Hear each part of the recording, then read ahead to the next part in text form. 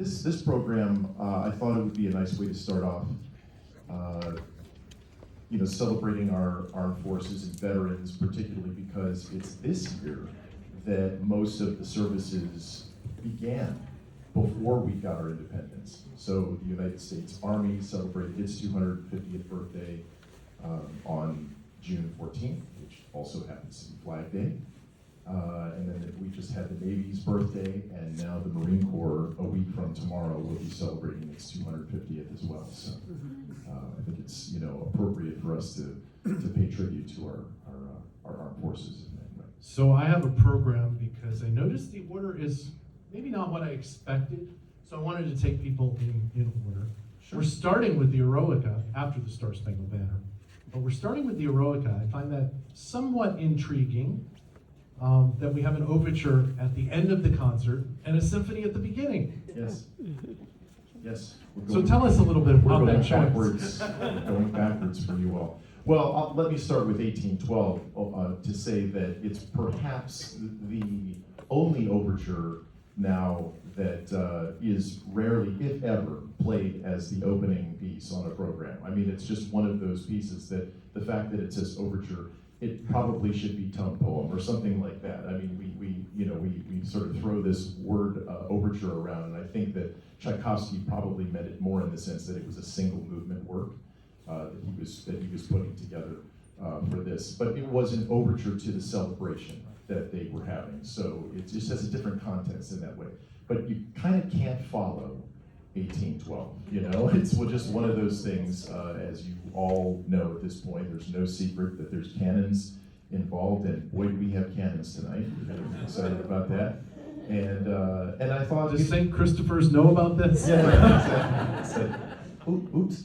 But in any event, the Beethoven obviously is an enormous work, certainly even in the context of Beethoven. But I thought that, obviously partly instrumentation-wise, it makes sense to put it on the first half in the context of this program.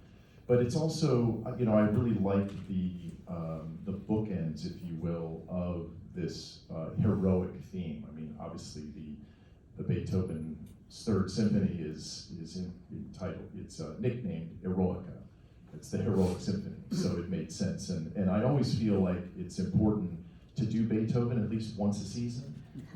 If you're a symphony orchestra, this is the meat and potatoes, and it's also a really important thing for orchestras to always come home to Beethoven, because there's so much technique that speaks to the musicians, but also informs them about other music that they're going to be playing. So there's techniques that we need to be constantly learning. So Beethoven is really important. Just in the way that I would say that as a string player, as a violinist, Bach is so important to be playing all the time. It's not one of these things that we just play Bach once in a while when we feel like it.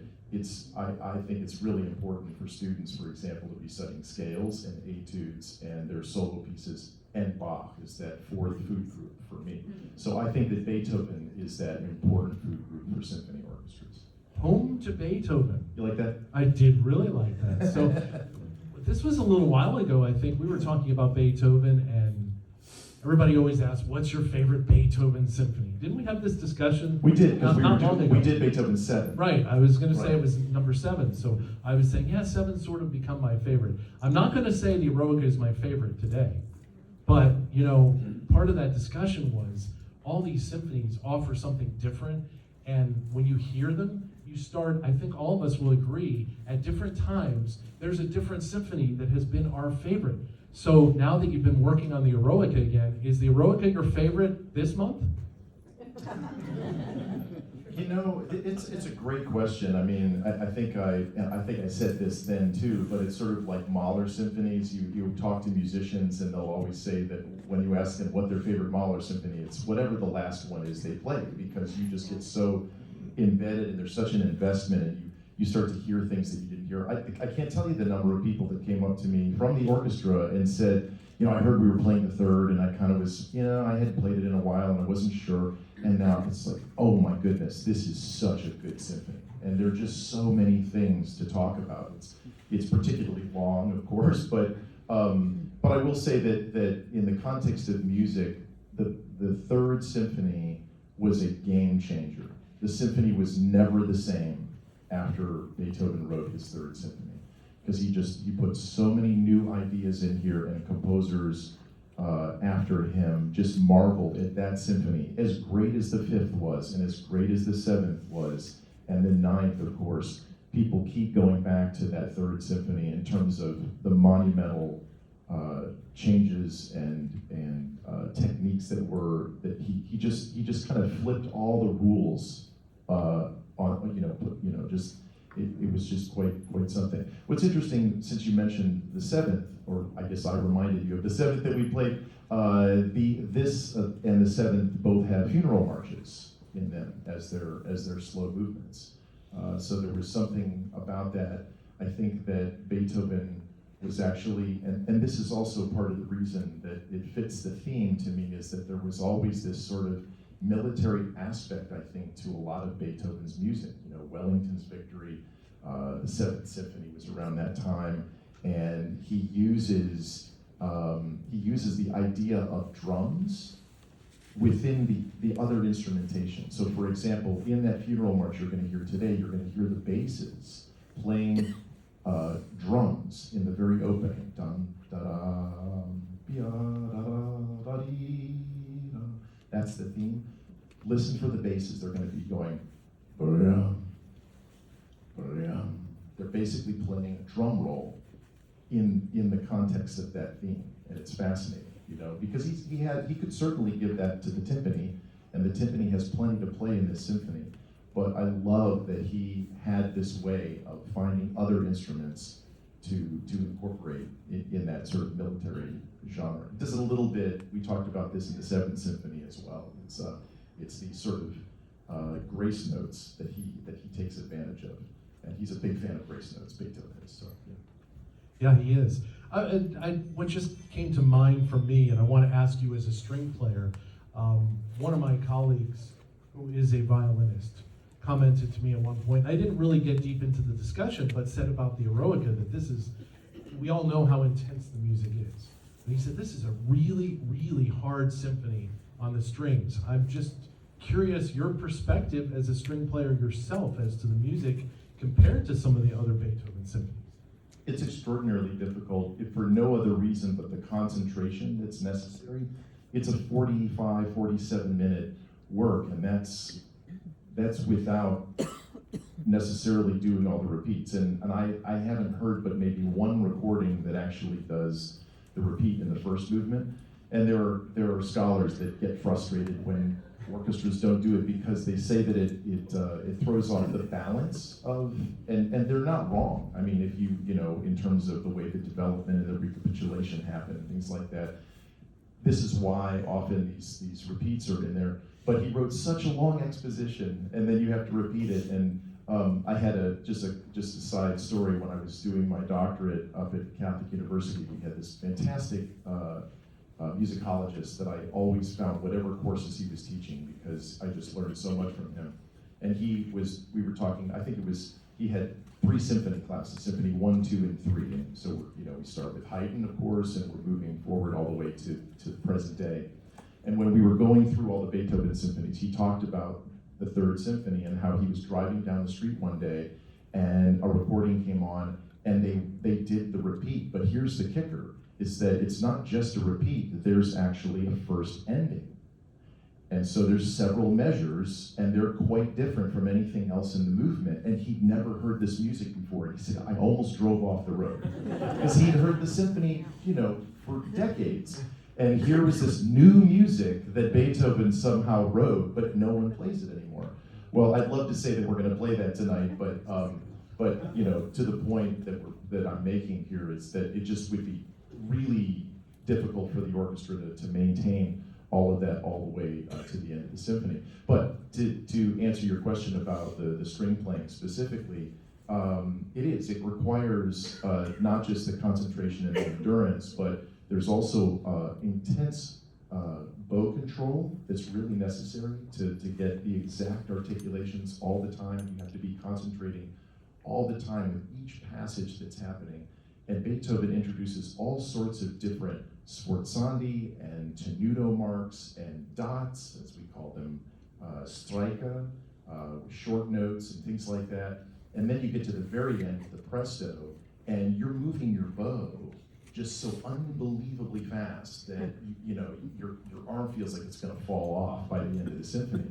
I had my principal second come up to me yesterday and he said, "Boy, I don't know if you can back off on that tempo just a little bit so we can get all those notes." And I said I could, but the truth is that this is partly me also trying to tell the musicians that they don't have to work so hard. I said, listen, you need to let the brass and the woodwinds take over there. It's really what you're doing as a violinist in the context of that ending Presto is offering this wave of sound, and it doesn't matter.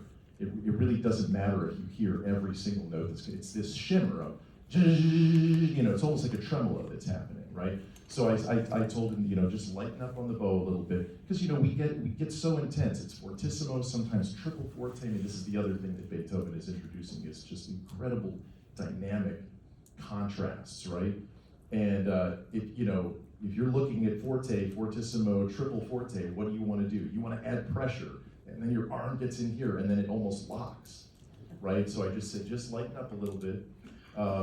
This is before, you get to Toscanini, and Toscanini starts to take Beethoven's symphonies and he's adding dynamics that Beethoven didn't even have in there, partly to sort of reconcile the balance issues that we often have in orchestras. The other thing that I told this violinist was that we have so many wonderful string players in this orchestra. A lot of community orchestras have half the string section we have. It's really hard to find string players to play in community orchestras. And we have this enormous depth of string players, and that helps a lot. You don't have to then carry all the weight, if you will, right? So when you know that as a player, and as a seasoned orchestral player, I can offer that kind of advice. Hey, you can back off on the gas a little bit, save yourself. We have a second half to play after all, with 1812 Overture on it, right? So, these are the things you have to think about. Well, sometimes the woodwinds and brass might say, hey, let up a little bit. Yeah, right. So, the other tie-in here between the bookends, Beethoven and Tchaikovsky, of course, is the topic of Napoleon, because Napoleon has a lot to do with both pieces, and I'll just let you take it from there. I might chime in, but. Right, well, Beethoven at one time was a really big fan of Napoleon, and he dedicated this symphony to him. Until he decided to call himself emperor. And that's when he, I think he finished the piece in 1804, and then it was in 1805, I want to say that all of this kind of went down, and then what he did is he basically grabbed the score and ripped off the first page, the cover that had the title, and he scratched it out. And we actually have this music. You can see facsimiles of this. He scratched out, and he just tossed it to the floor. And then when it ended up being published in 1806, it basically said, "The heroic symphony in the memory of a great man." So, to the memory of a great man. So, kind of a dig. Right? So, and he couldn't possibly have known at that time about the invasion of Russia, which is where the Tchaikovsky comes in. They celebrate that, and what's wonderful about the Tchaikovsky is that it has all of these hymns in it that Tchaikovsky used. Of course, he has the French national anthem and the retreating of that and things. But it's really about these hymns are being sung as the Russians are praying for peace and praying, that the French will leave and all of those things. So it's really poignant in the beginning. We have a glorious cello section that's accompanied a little bit by violas as well in the very opening. And this was originally a choral opening, and you can of course find recordings out there. The one that I grew up listening to is the Mormon Tabernacle Choir singing the opening. But I didn't want to take that away from our cello section because it is quite a remarkable opening before things really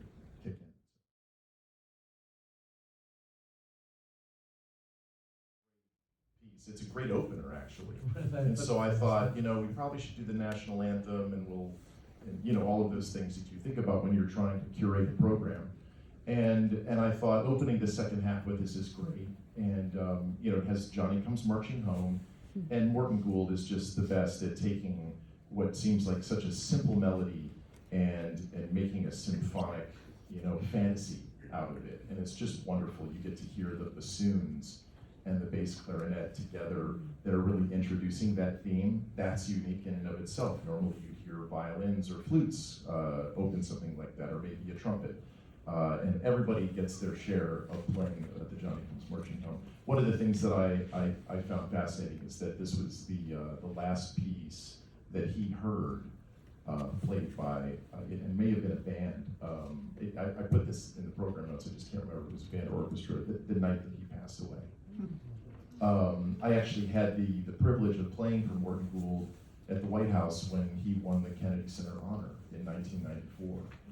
So he was brought there, and they shuffled him up to the orchestra, and we all, we tapped our music stands, and just a wonderful man, and conducted everywhere. He was even given a posthumous Grammy for Lifetime Achievement, and all of that. So he was just really an iconic unique American sound. We think of that with Aaron Copland. We think of that with Leonard Bernstein, and Morton Gould is right up there, I think, in the top 5, I would say. So. One of the other top 5? Probably John Williams. Probably John Williams, this is true. So we have 2 works by John Williams, and we're taking everybody back to the 80s and the 90s. There's such a wealth of material from John Williams. So how do you go about choosing what fits into your particular program from him?